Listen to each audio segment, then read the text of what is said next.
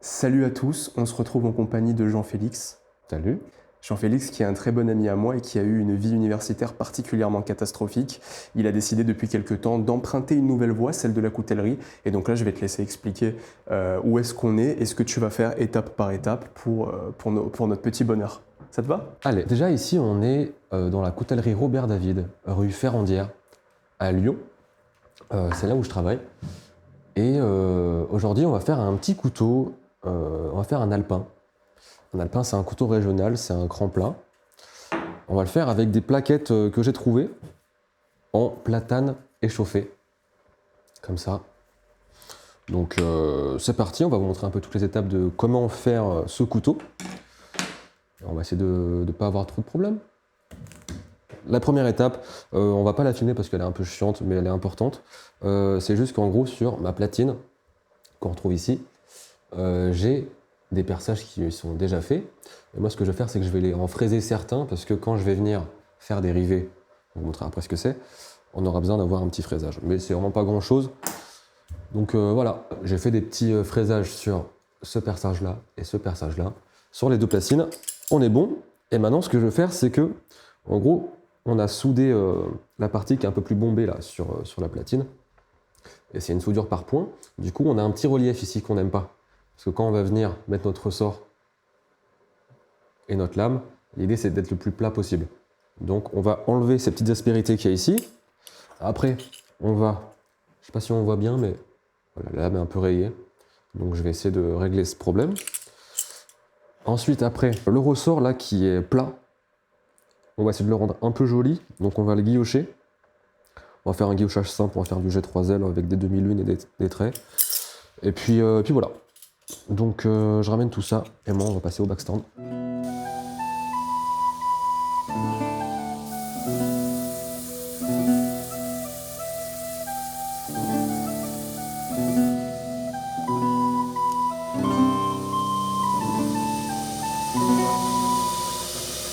J'ai un peu du mal à les planer. Je pense que ma bande elle est morte. J'ai changé de bande.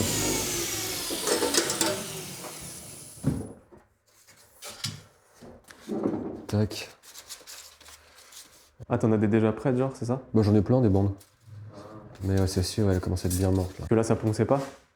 Ouais, ça planait pas assez. Plané, on dit? C'est ça. On plane, comme ça quand on les plaque ensemble, elles sont bien collées.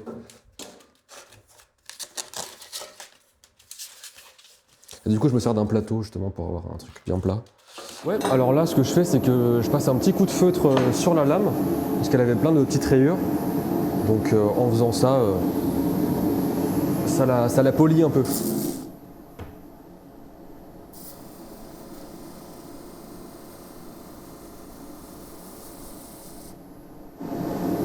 Et quand on faisant ça, ça chauffe, du coup, on a un peu d'eau à côté.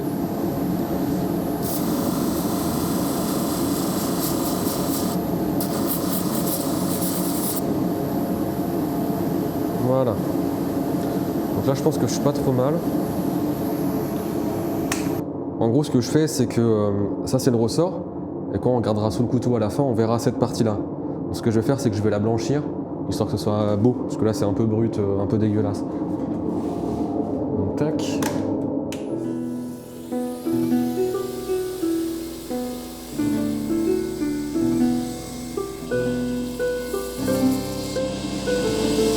L'idée c'est d'avoir un résultat comme ça, genre toute cette partie-là.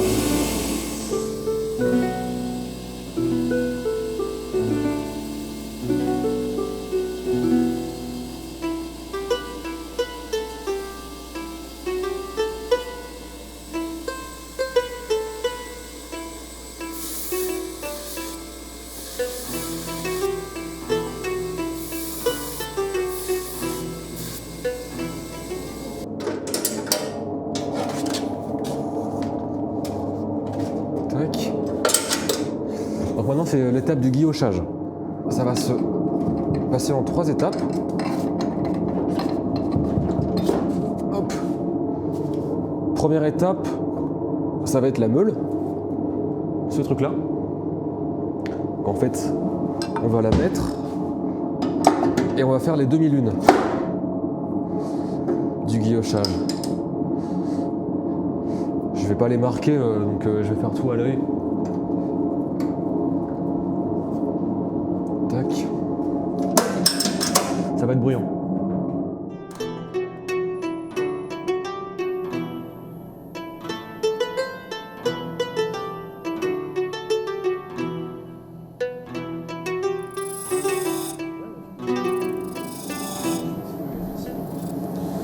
Donc tu vois, l'idée c'était de faire des demi-lunes tout le long du truc, avec des écarts un peu similaires.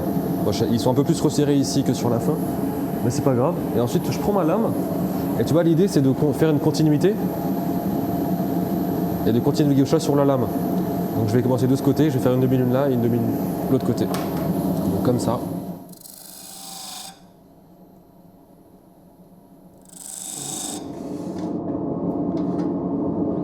Donc ce qui est important, c'est d'avoir vraiment un rond ici. Plus on l'utilise, plus elle va... C'est beaucoup plus mou qu'une meule. Du coup, plus on l'utilise, plus elle s'aplatit. Mais l'idée reste la même.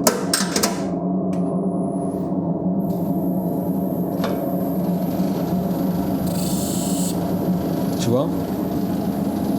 En gros, ça, c'est celles qui ne sont pas passées à la Manhattan. Et ça, c'est passé. Donc on voit que à l'intérieur, c'est brillant.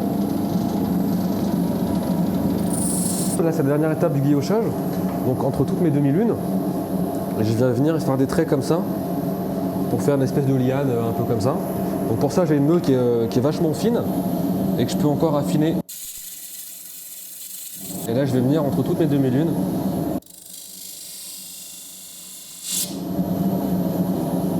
Voilà, c'est l'idée.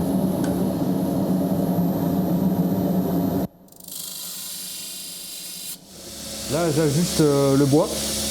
Donc l'idée, c'est que quand je plaque mon bois contre ma platine, tout soit bien plaqué ici, là. Donc il y a un angle, et je dois venir le respecter.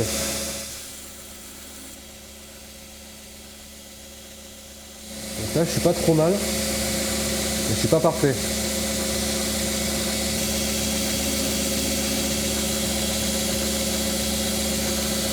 Tu vois là?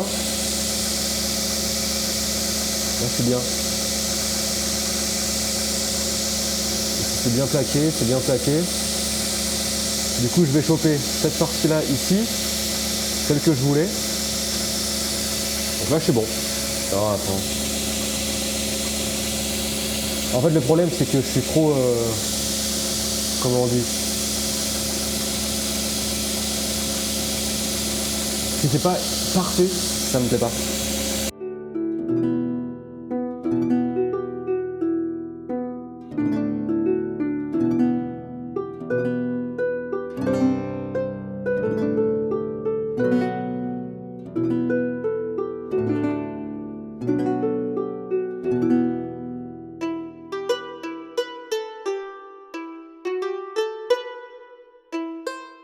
Bon, bah, on va passer au perçage.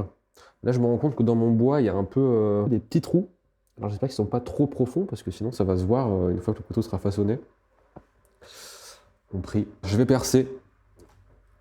J'ajuste le bois comme je veux. Je tiens bien fort. J'attrape. Et là, si je suis mal calé et que je perce, le couteau est mort.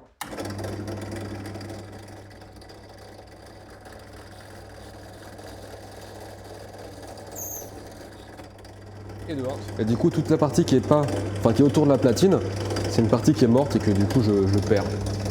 Donc là, j'ai vraiment des grosses plaquettes par rapport à la taille du couteau, mais c'est comme ça.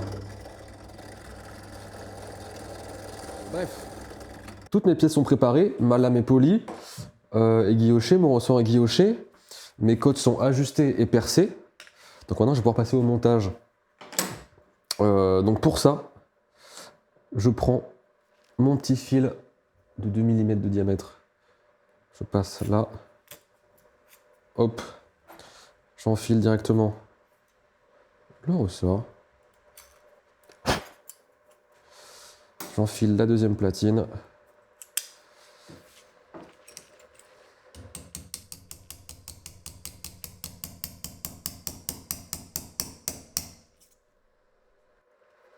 Voilà.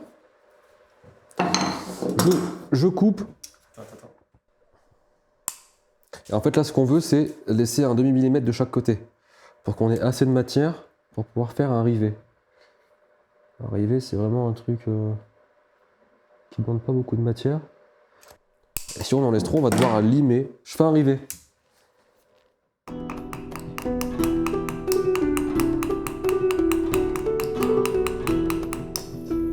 Voilà. Je fais l'autre côté.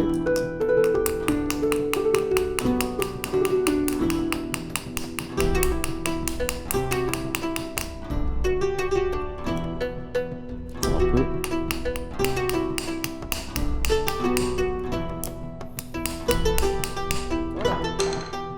Donc là, tu viens de fixer en gros Là, j'ai fixé le ressort avec les platines. le ressort. Il est où le ressort? Attends, Il est au centre, c'est ce qui est la partie qui est guillochée. tout ça c'est le ressort? Voilà. C'est ce qui va permettre de replier en fait? On voit bien qu'il est à l'intérieur. Attends, mais c'est incroyable ce que tu viens de faire. Attends, refais. Du coup, le ressort est bien fixé à l'intérieur des platines. Ok. Et du coup, quand ton couteau sera fini, tu pourras voir ici, la lame va se ranger là-dedans. D'accord. Donc après, tu vas venir fixer la lame en fait à ça. Ça sera la dernière étape, ouais. C'est la dernière étape, ça? Ouais. D'abord, tu mets le bois? Là, je vais mettre le bois, ouais. Là, tu vas mettre le bois, ok. Donc, il faut que je trouve le bon bois.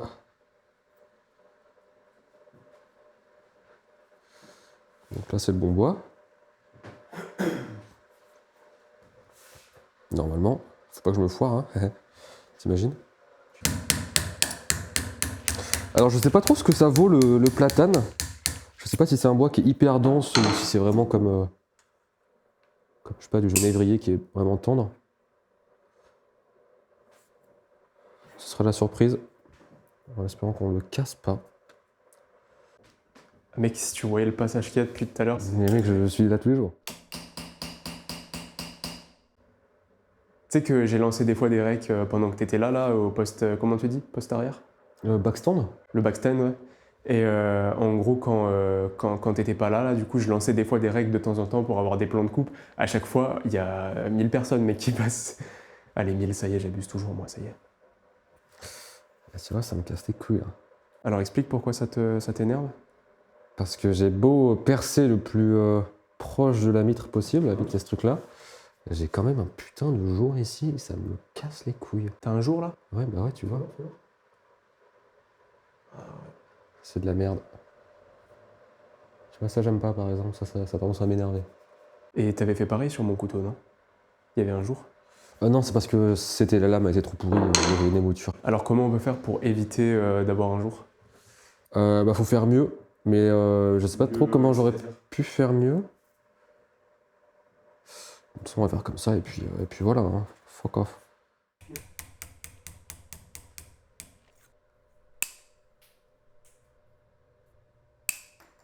Voilà. En gros, arrivé, je tape pas à la verticale. Je tape uniquement sur les bords pour faire une tête de clou. Et comme ça, le bois pourra plus sortir.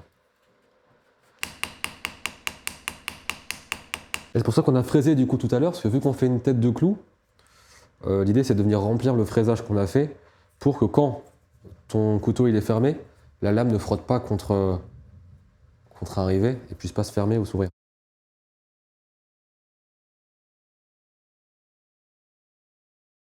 On a fixé le bois sur un rivet. Et maintenant ce qu'on veut c'est quand même fermer le couteau. Donc on va refermer. Et en fait vu que mes plaquettes sont énormes, ça va être très chiant à faire. J'aurais dû les couper à la scie avant. Mais écoute, c'est comme ça. Et en vrai, si je me suis bien débrouillé, et que j'ajuste tout comme il faut ici, la lumière passe. Elle passe pas. Aïe! T'as fait mal? Je me suis tapé sur le dos. Aïe, aïe, aïe, aïe. Tu m'as tapé encore, là? Non, ça va. T'as pas bu ton café? Mais si. C'est pas à toi, ça? Mais j'ai fait un shot de café. C'est celui de Pierre? Aïe, il l'a pas bu, mec.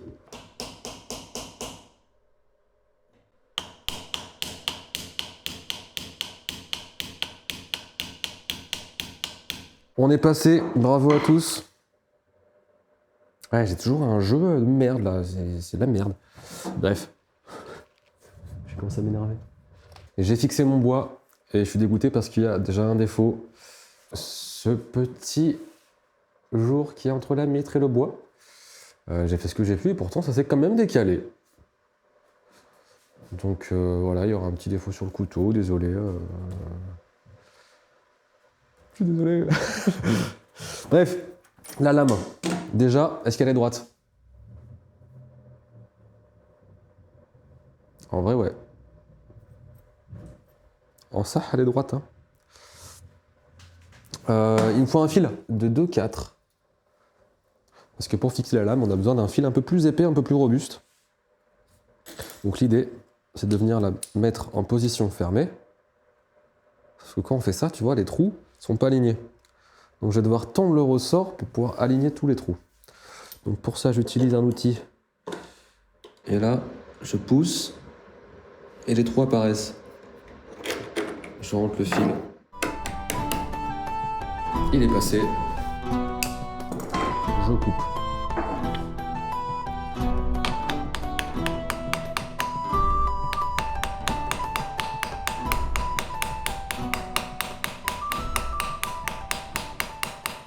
Donc voilà, j'ai maté mon rivet pour ma lame.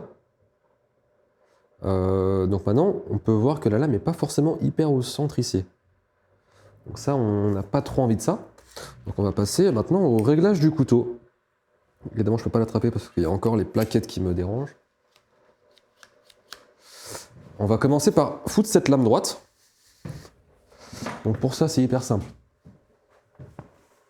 On a une chance pour que tout explose. Comment ça? Parce que c'est le moment où je tords tout le couteau. Tu vois, l'idée, c'est que la lame qui est comme ça, elle pointe vraiment au centre. Donc je la ramène un peu sur la droite. Ah oui, ok. C'est du calibrage, quoi. Magnifique. Donc là, on est au top. On va rajouter... Oh non, s'il te plaît, dis-moi que j'ai de l'huile. Où est mon huile? Où est son huile? Dame donde está la huila? On va fluidifier le mécanisme avec une petite goutte d'huile en détente. Une, pas plus. On la fait circuler. Et là, c'est doux, là.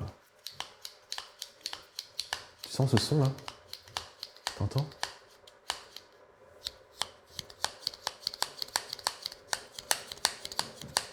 Ouais. Bon, on a un couteau, là. Il est beau, non? Je déconne, c'est pas fini, les gars. C'est pas fini. Maintenant que le couteau est réglé, on va quand même lui donner forme, parce que là, le manche, il est un peu dégueulasse. On va pas se mentir. Donc déjà, je vais faire une petite découpe à la scie, qui est juste là. Donc je vais me munir de mes petites lunettes. Elles sont là. Je vais prendre mon petit masque, parce que c'est important, la sécurité. Merci pour ces bons plans. Yes, I. Parce qu'on a tendance à respirer vachement de merde quand on est dans l'atelier, parce qu'il y a beaucoup de poussière, des trucs comme ça. Donc, plus vous prenez soin de vous, plus longtemps vous vivrez. Donc ça, c'est cool. Tu peux me passer mon petit casque, s'il te plaît? Non, mais... Merci. Ok, et maintenant, ça déguste la scie.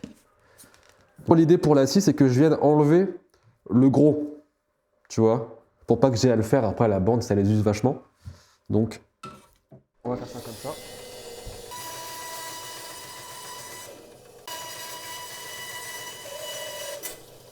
On a enlevé du coup le gros du truc. Il va encore manquer l'étape du façonnage. Donc c'est vraiment déjà commencer par le détourer vraiment proprement. Et ensuite venir donner la forme au couteau, les arrondis, etc. Et puis voilà, c'est parti. On va commencer par la 80. Déjà, je vais enlever ce petit truc ici, là. Parce que ça, on en a pas besoin. Yes, I.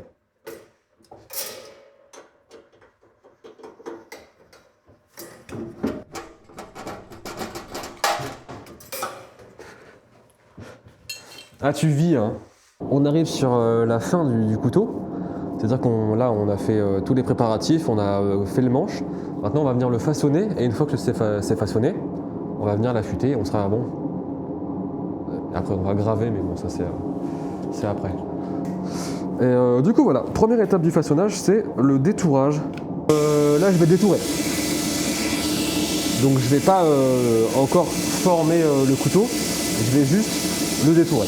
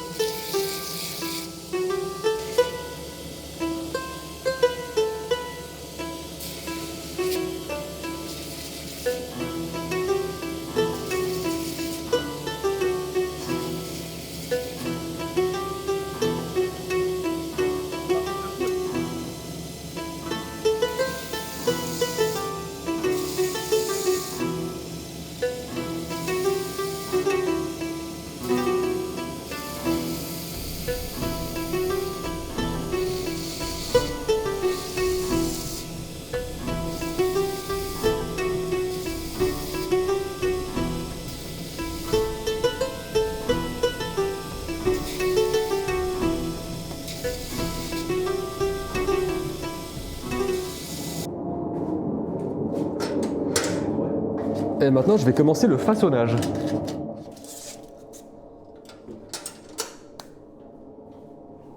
Tu vois les petits trucs qu'il y a ici, là? Les rivets qu'on a mis sur la mitre pour fixer la lame. Bah, en fait, c'est là, ils dépassent. Et nous, on veut pas qu'ils existent. Donc, je vais devoir les passer à la bande.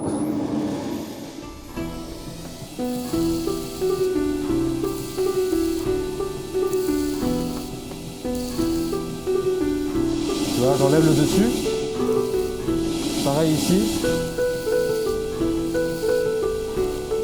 Ensuite, je ferme.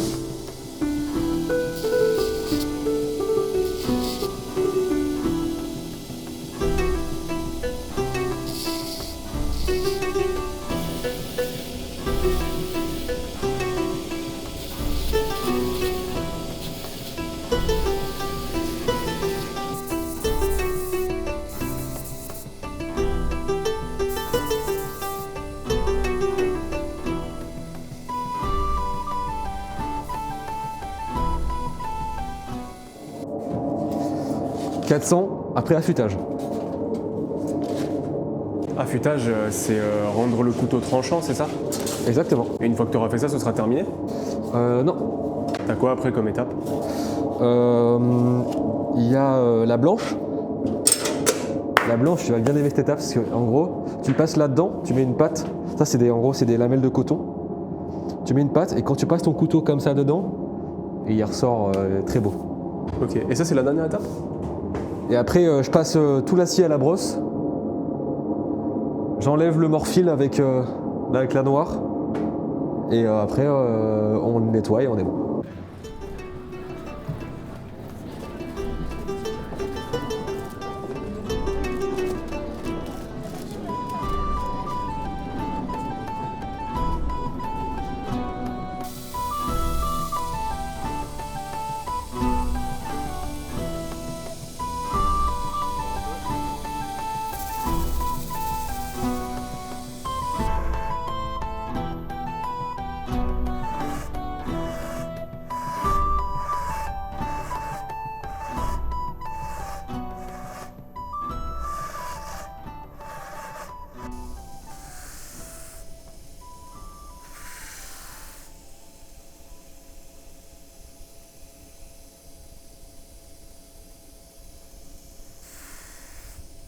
Donc en gros, toutes les parties métalliques, je vais les rendre mates.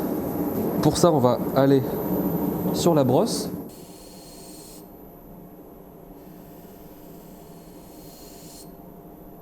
Donc ça, tu as une partie qui est mate maintenant, et l'autre qui est pas mate. Ah ouais.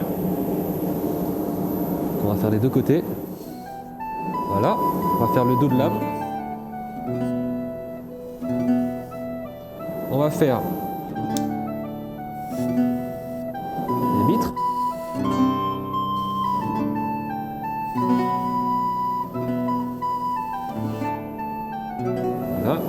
ici.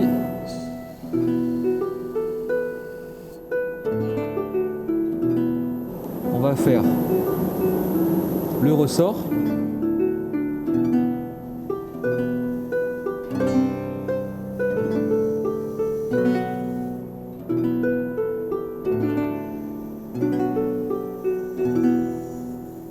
Voilà, on va faire ici.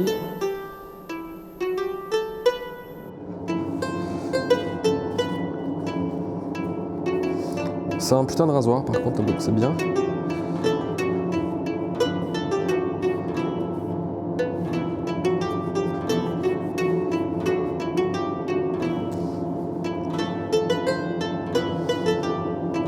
Voilà le couteau.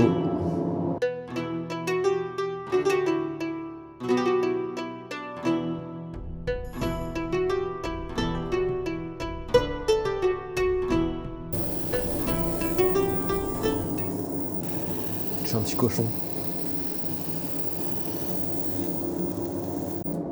C'est aussi rapide que ça? Ouais, c'est hyper rapide. Fais voir. C'est pas droit. Arrête. C'est pas droit. C'est ta faute. Ok, alors la gravure est pas droite, mais c'est aussi ça le style du couteau. Donc là, on va l'effacer. Bah écoutez, voilà, on a mené l'opération à son terme. C'était pas une mince affaire. T'es satisfait du résultat? Alors, je trouve que le bois est super beau. Ouais. Après, la fin, c'était un peu de l'impro. Genre tout ce qui était gravure et tout. Et du coup, il y a une police de gravure qui est pas la plus belle. Il y a un alignement qui est pas le plus droit. Mais en même temps, on est content parce que c'est aussi ça la mentalité du couteau. C'est ça, c'est ça. C'est la fast life. C'est Vroom. Donc C'est Vroom que t'as gravé dessus. exactement, j'ai gravé Vroom parce que On va essayer de montrer à la caméra le couteau.